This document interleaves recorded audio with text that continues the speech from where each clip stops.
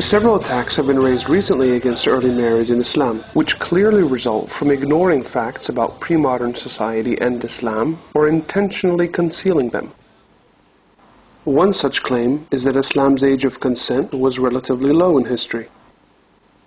First of all, early procreation was a necessity for human survival. Lifespan ranged from 20 to 30 years due to high death rates. Even until the 18th century, 8 children were still needed by each fertile wife just to maintain the population. Also, sexual attraction accompanies puberty, which genetically ranges from ages 7 to 13 in women. So whether one believes this instinct resulted from evolution or part of God's plan, procreation after puberty in history is natural and acceptable. According to the Journal of Psychology and Human Sexuality, the age of consent throughout history usually coincided with the age of puberty, with the absolute minimum at 7.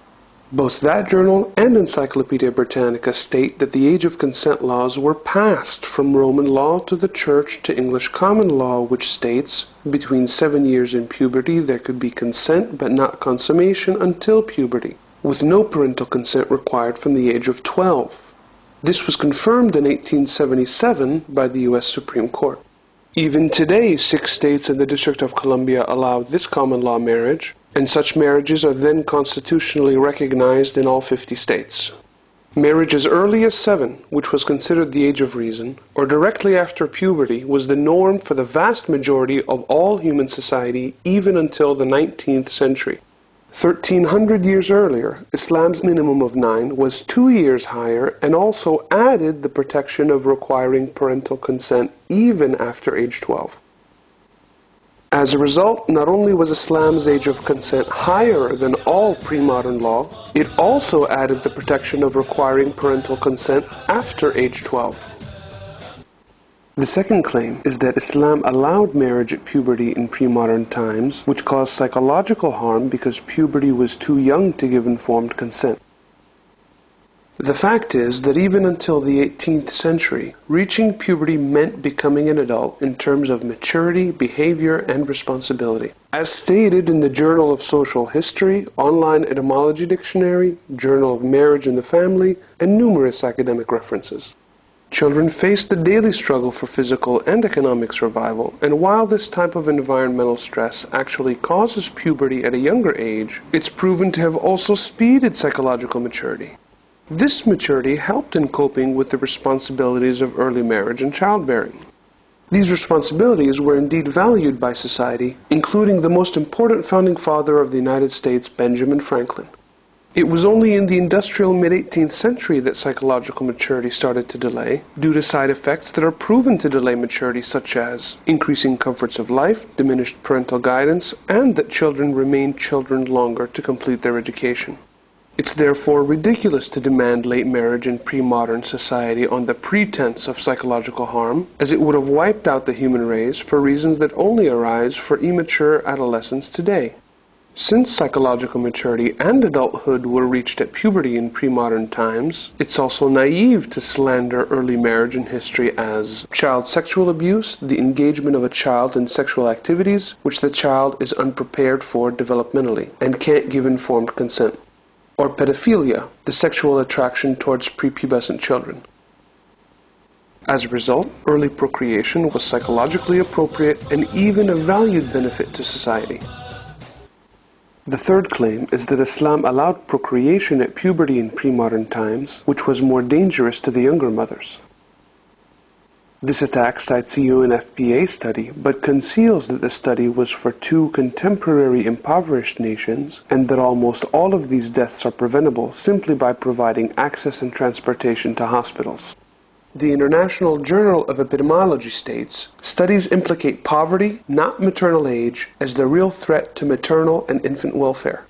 In pre-modern times, the high risk of childbirth, due to lack of medical knowledge and hygiene, affected all women regardless of age. In fact, early procreation was a genetically superior trait for population growth in pre-modern times, for 2 reasons.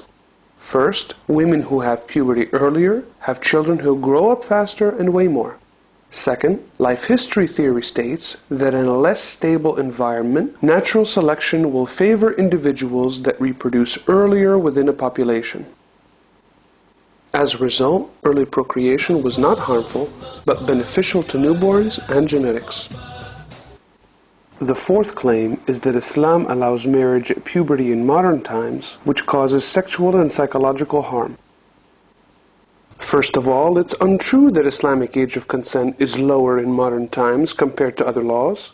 For example, the US and other countries currently allow marriage well under the age of 16 with pregnancy or parental or court approval. 17 Islamic countries have age of consent ranging from 15 to 18 years with parental consent, which was raised specifically as an implementation of Islamic law. In fact, because of the contemporary delay in maturity, marriage at puberty today would violate 6 basic Islamic rules. First, rushd, psychological maturity or prudent judgment, is required before marriage. Second, no one should harm anyone else. Third, people's best interest must be observed. Fourth, no one should bear any burden beyond their capacity. Fifth, governments and guardians are entrusted to act correctly. Sixth, compliance to urf, new social norms that are considered good. Secondly, it's untrue that Islamic marital law results in more harm in modern times compared to other laws. In fact, the Islamic requirement of marriage provides to every sexual relationship and its potential offspring the benefits of faithfulness, emotional support, mutual trust, commitment, parental guidance, and wide social support. In addition, with a slightly lower average age of marriage, Islamic countries benefit from the early marriage mentality, which is proven to result in psychological maturity at a relatively younger age. On the other hand, non-Islamic societies permit and condone sexual activities years before psychological maturity and the legal age of marriage, which causes devastating sexual harm to adolescents, such as the following current US statistics. 50% of child sexual abuse offenders are adolescents themselves, committing sexual abuse, child pornography, child prostitution, and incest, using deception, force, or coercion. Now I'm alone, filled with so much shame for all the years I caused you pain. If only I could sleep in your arms again.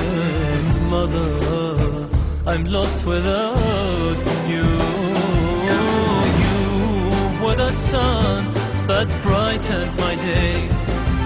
Now who's gonna wipe my tears away? If only I knew what I know today. Mother, I'm lost without you. Countries that choose legalized prostitution as their solution, like Germany, the Netherlands, Sweden, and Denmark, end up with increased rates of child prostitution and sex trafficking, child pornography, incest, and even legal bestiality, sex with animals. In modern times, the age of puberty has fallen below the age of psychological maturity, sexual values have greatly degraded, and the late marriage mentality is delaying psychological maturity even further. These 3 trends will continue to increase the above devastating sexual harm to adolescents in non-Islamic countries. While extremely rare cases of marriage at puberty in Afghanistan's countryside are exploited to attack all Muslims, it must be noted that even in Islamic countries that have not yet officially raised the minimum age of consent, they have done so in practice. Otherwise, Islam's critics would have publicized more than just a few cases from some isolated tent villages. More importantly, even such Islamic countries don't have any of the sexual atrocities that are documented at alarmingly high ratios in the same countries attacking Islam. As a result, Islam's flexible marital law provides far better protection than contemporary laws by prohibiting sexual activities prior to psychological maturity and then marriage. In conclusion, Islam responsibly channels sexual instincts through marriage, with the prior condition of psychological maturity. And contrary to claims of improved morality, non-Islamic laws have alarmingly driven child sexual abuse and psychological harm to epidemic proportions.